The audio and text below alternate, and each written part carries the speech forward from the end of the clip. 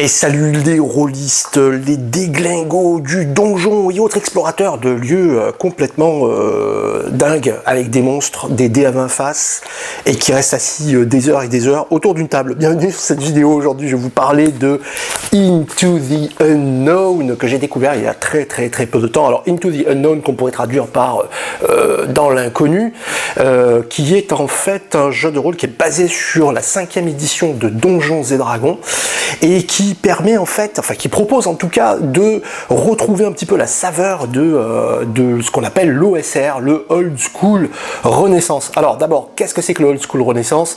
Qu'est-ce que propose Into the Unknown par rapport à son grand frère des 5e éditions? Eh ben, on va en parler dans cette vidéo.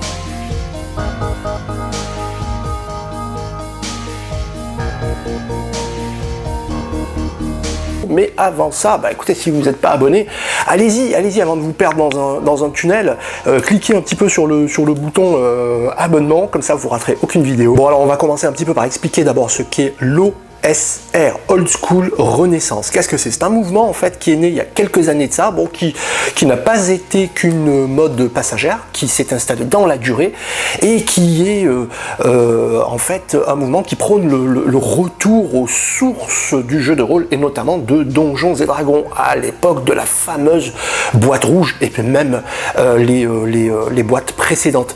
Donc c'est un mouvement qui prône un certain style de jeu. C'est un mouvement en fait que moi j'ai incompris, que j'ai mal compris en fait pendant des années.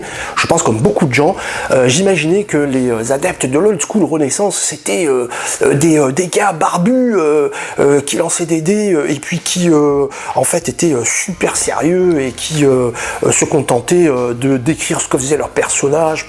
Voilà, quelque chose d'assez rébarbatif, quoi, d'assez monotone et voire même un peu carrément flippant, quoi. En fait non, pas du tout. Je me suis intéressé à l'Old School Renaissance depuis quelques mois, quelques années. Et en réalité, j'ai découvert une communauté de gens qui sont au contraire porteurs de très belles idées, des idées extrêmement innovantes, à l'image par exemple de Eric Miedan, à qui on doit le système Macchiato Monster, ou même un des plus connus, donc le Grumpf, qui sont des créateurs de jeux dont la créativité n'est plus à démontrer. Donc l'idée c'est quoi dans l'Old School Renaissance? En fait, il y a quelques principes qui définissent l'Old School Renaissance. Premier principe, c'est le joueur qui joue et non pas son personnage. Je vous donne un exemple, un personnage qui arrive dans une salle en D&D5 actuellement, on dirait ah bah tiens, je fais un test, est-ce que je peux faire un test de perception pour voir s'il y a un piège?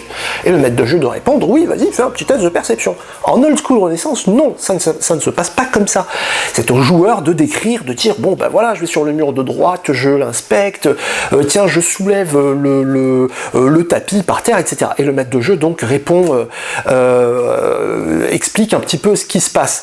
Donc en fait, en Old School Renaissance, vraiment c'est le joueur qui est mis à l'épreuve, c'est la sagacité du joueur. On s'en réfère au dé vraiment que sur les parties inévitables du jeu, par exemple le combat, par exemple combien de dégâts me fait ce piège, etc. D'ailleurs, ça m'amène au second point qui définit un peu l'Old School, le mode Old School Renaissance, c'est la létalité. En Old School Renaissance, en réalité, les règles sont très simples. Pourquoi? Parce qu'on part du principe que le jeu est très mortel, que ça fait partie du plaisir, et que donc on doit pouvoir recréer un personnage assez facilement et assez rapidement pour recoller à l'histoire et retrouver son groupe. Donc c'est pour ça que les règles ont l'air un petit peu sommaires. C'est pas qu'elles sont simplistes, non, c'est qu'elles sont délibérément simples pour que on puisse, dans les premiers niveaux en tout cas, pas forcément s'attacher à son personnage parce que la létalité est très importante. Et ça fait partie du plaisir du jeu. Il faut se dire que en Old School Renaissance, il va falloir mériter ses premiers XP, mériter ses premiers niveaux. Ça m'amène maintenant à un nouveau point concernant l'Old School Renaissance. C'est l'aléatoire. L'Old School Renaissance prône l'aléatoire en fait, sous toutes ses formes. Quel temps il fait, les tables de rencontre, qu'est-ce qu'il y a dans ce coffre, etc. Et c'est vrai que l'idée, c'est de faire en sorte que le maître de jeu, lui aussi, soit tributaire des G2D. L'histoire va se créer en fonction des G2D et non pas en fonction d'une histoire, d'un scénario qui aurait été préparé par le maître de jeu et qui, qu'on le veuille ou pas, finirait par mettre tout le monde sur des rails. Non, l'idée de l'Old School Renaissance, c'est jouons et l'histoire, le scénario qu'on va jouer, c'est ce qui aura découlé de nos heures de jeu. Alors ça signifie pas qu'il n'y a pas de scénario, il y a forcément un prétexte, une raison à ce donjon, une raison à ce que les joueurs et leurs personnages donc pénètrent dans cet endroit maudit ou dangereux pour l'explorer. Mais au-delà de cette simple raison, au-delà du motif, eh ben, en fin de compte, joueurs et maîtres de jeu découvriront l'aventure au fur et à mesure qu'elle va se dérouler. Donc c'est un parti pris extrêmement intéressant puisque il met le maître de jeu quelque part de ce point de vue sur un pied d'égalité avec les joueurs. Il va découvrir le scénario, il va découvrir l'histoire en même temps qu'eux, et je trouve ça absolument passionnant, vraiment super. Alors bien entendu, il y a d'autres éléments qui définissent l'old school renaissance. Cette vidéo n'est pas sur l'old school renaissance, elle est sur Into the Unknown, donc je reviendrai sur le sujet. Donc revenons à Into the Unknown. Alors Into the Unknown part du principe qu'il y a de bonnes idées dans D&D 5e édition et que certains joueurs aimeraient retrouver la saveur ou découvrir la saveur de ce qu'on appelle l'old school renaissance. Donc, les auteurs ont pris le pari, en fait, de garder le meilleur des deux univers pour proposer une version alternative qui est un old school renaissance basé sur la 5e édition de Donjons et Dragons. Alors, qu'est-ce qu'on va retrouver? On va retrouver une simplification des classes. Vous allez avoir uniquement les 4 classes iconiques que sont le guerrier, le lanceur de sorts, le prêtre et le roublard. Donc dans Into the Unknown, comme dans l'OSR de base à la boîte rouge de Donjons et Dragons, vous pourrez jouer que ces 4 classes-là. À savoir que vous pouvez jouer également elfes, nains et petites gens. Mais ce sont des classes à part entière, en sachant que l'elfe est un lanceur de sorts, donc il pourra lancer des sortilèges un petit peu comme un magicien. Donc voilà, on a juste ces 4 classes-là, et en fait, à l'intérieur de ces 4 classes, ben, vous aurez des petits choix qui vous permettront de personnaliser votre personnage. Ce qui fait que 2 guerriers, moi j'ai eu un groupe avec 3 guerriers dans le groupe, j'ai fait jouer un groupe de 6 joueurs, parmi lesquels il y avait 3 combattants, ben, chacun avait pris une spécialité différente, ce qui fait qu'on s'est retrouvé malgré tout avec 3 guerriers différents. Donc ça c'est un des partis pris, en fait c'est la simplification. L'old school renaissance est un style qui est un style très épuré. L'idée c'est de véritablement aller à l'essentiel sans s'encombrer de combinaisons, donc excite les dons, excite les compétences, ce qui est aussi une autre caractéristique de l'old school renaissance. Il n'y a pas de compétences dans Into the Unknown. À chaque fois que vous ferez un test, ce sera un test de caractéristiques. En dehors de ça, ils ont conservé ce qui a fait vraiment le succès de Donjons et Dragons 5e édition, par exemple l'avantage. On va pouvoir faire des jets en avantage ou en désavantage en fonction des circonstances.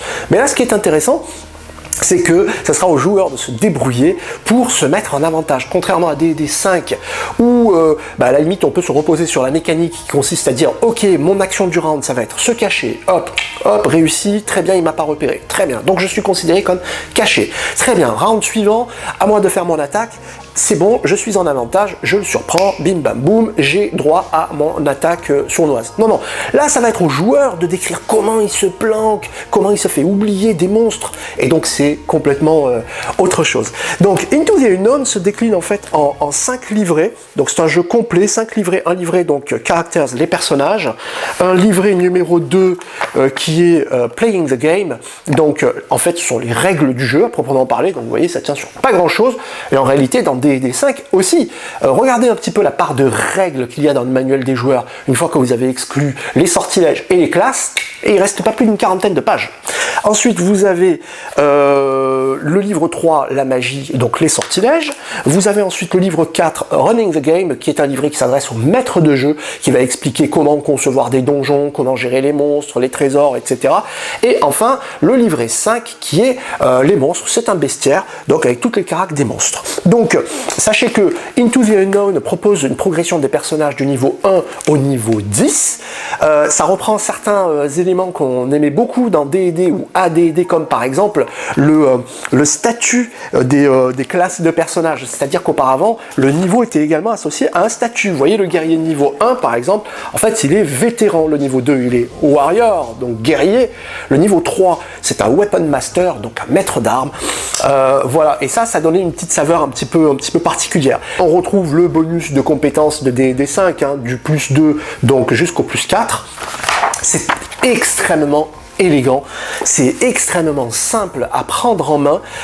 Il faut également accepter en fait l'évolution des personnages, les points d'expérience. Ça c'est important, il faut que je vous en parle parce que ça fait partie également de l'OSR. Par exemple, vous allez retrouver les points d'expérience donnés en fonction du butin ramassé. Alors attention, pas juste du butin découvert et ramassé. Par exemple, si j'ai trouvé 500 pièces d'or, etc. Ok, normalement selon les règles, ça va me faire 500 points d'expérience. Et bien en réalité, non. Je vais gagner des points d'expérience en fonction du butin dépensé. Et non pas dépensé pour acheter de l'équipement, hein, s'il vous plaît. Non, dépensé, par exemple, pour augmenter mon train de vie, pour me faire des relations, etc.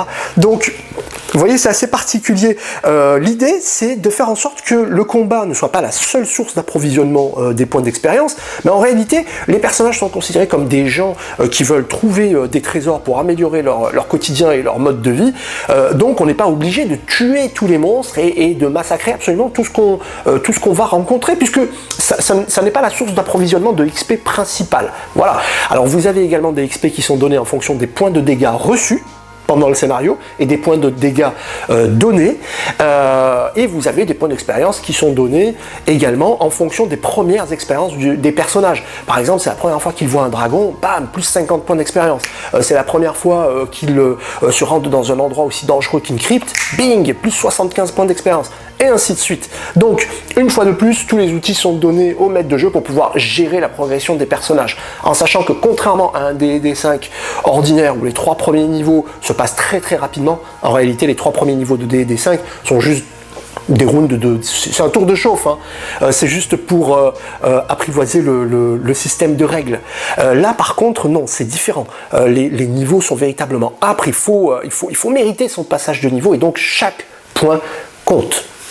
Alors voilà, donc pour aimer Into the Unknown, évidemment, il faut aimer l'exploration, il faut aimer les donjons, il faut aimer les couloirs et les tunnels obscurs, les saletés qui traînent dans les ténèbres. Et puis, il faut aimer aussi vraiment l'aventure telle qu'on se l'a représentée au premier temps de Donjons et Dragons. Mais au-delà de ça, on peut également jouer des campagnes avec beaucoup d'interactions sociales, des PNJ. Vous verrez qu'en tant que maître de jeu, c'est un système qui est tellement facile et rapide à prendre en main, qu'on retrouve le plaisir de réinventer des PNJ à la volée, ce qui est un petit peu plus compliqué, il faut bien le reconnaître, dans D&D5, qui demande quand même pas mal de préparation, puisqu'il y a beaucoup de paramètres à prendre en compte. Et si on ne prend pas en compte ces paramètres, ça signifie qu'il faut qu'on ait beaucoup de choses préparées en amont. Je dirais que Into the Unknown permet à nouveau de retrouver ou de découvrir cette sensation de pouvoir créer un PNJ comme ça rapidement au pied levé, ou d'inventer un monstre. Et ça permet également de rejouer des scénarios sympas d'exploration de lieux étranges, mystiques. Il y a ce côté extrêmement dangereux, extrêmement létal que personnellement j'aime beaucoup dans Donjons et Dragons. Moi j'aime que la progression soit véritablement entre guillemets méritée, que les joueurs en parlent entre eux après pendant des jours et des jours, tellement ça a été dangereux. Pour vous donner à titre d'exemple, donc le scénario que j'ai commencé à faire jouer dans la campagne ouverte que j'ai entamée dans mon club, sur les 6 joueurs, il y en a 3 qui sont morts. Mais je peux vous garantir que chacun des personnages qui est mort, chacun des joueurs s'est vraiment amusé à le jouer, a compris pourquoi son personnage était mort. Il n'y avait absolument rien d'arbitraire, mais c'est juste que l'endroit était extrêmement dangereux et il le savait.